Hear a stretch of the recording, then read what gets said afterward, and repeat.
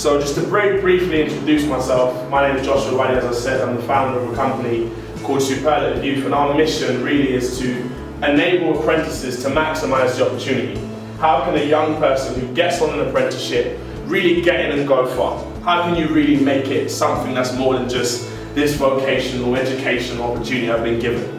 I grew up in Hackney and I was influenced a lot by gangs, a lot by older guys who are pretty much running around the streets, getting involved in knife crime, you know, robbery, a lot of messed up stuff. And at that prudent age of 15, you know, my show me and I do was going out on the streets and, you know, running amok with my friends. So when I say show me and I do, I think I can literally in hindsight reflect back and say some of the major decisions in my life have been show me I do.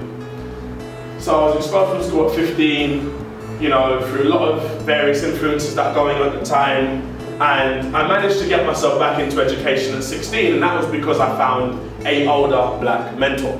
So a pastor of a church decided to take me under his wing, and he really helped me change my life. He helped me get out of the gang crime. He helped me, you know, get myself back into college. And for a young man who didn't grow up with, you know, a great set of role models around me or a strong fatherly presence, he became my father. And for me, that was probably the most significant change that another person has given me. And he taught me how to be driven, he taught me to wake up early in the morning, right? He used to, you know, he gave me responsibility. He used to get me to open this door at 6 o'clock in the morning when I was about 17 years old, and if I didn't do it, I'd get an absolute shattering from him. So I was educated by this man and what it meant to not only be successful and to aspire, but what it meant to actually have a positive ambition. And I'll never forget seeing this poster on the wall, and it spoke about Microsoft apprenticeships, apprenticeships, apprenticeships, apprenticeships. And for me, it literally just caught me out of the blue. I thought, oh wow, you know, I don't really want to go to university personally. You know, what's this apprenticeship thing about?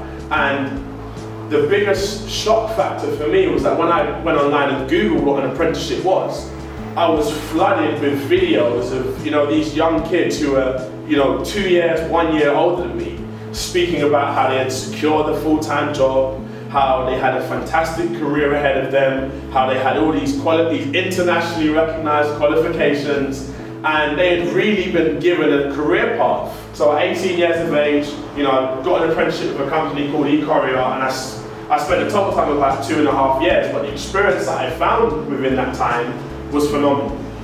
So within the first 6 months of me doing this apprenticeship, I was fortunate enough to win this award, which was the Microsoft Apprenticeship of the Year award. So I came runners up in that award, was brought out to the House of Commons, got to meet all these other apprentices, and I managed to go home with a nice tablet to go home and show my parents. And, you know, got myself a job, you know, all of my past stories now suddenly didn't matter, because here I was being offered an opportunity to, you know, get a real job with this company, despite, you know, the company didn't even care the fact I was kicked out of school. All of my lack of GCSEs or non-interest in GCSEs, you know, suddenly evaporated when I was given this opportunity to do an apprenticeship.